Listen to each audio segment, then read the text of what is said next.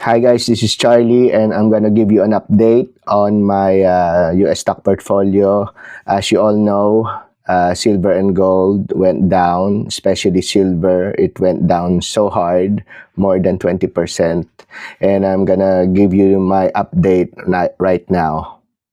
Okay, before we start, this is the gold continuous contract under COMEX and also the silver COMEX. As you can see, 5 days ago, it went down very hard.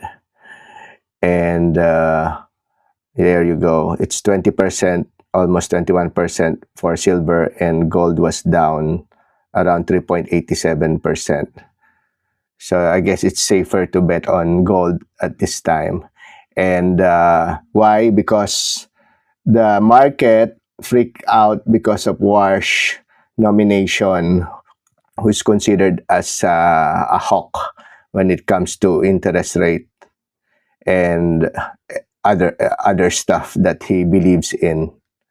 So this is my current total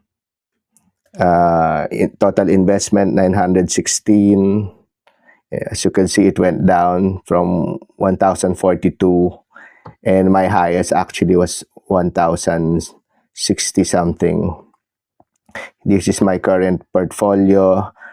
I sold gold and the mining stocks and went back again to silver when it went up a little. The rest I added this one, the Direction Daily Semiconductor. It's a 3x ETF. Hopefully, I could recover some money using that. And I went to AST, Space Mobile, and I also got 8 shares of Santander to be safe. Okay, I'm thinking about investing on Banco, another bank. Later, I'll check you on that.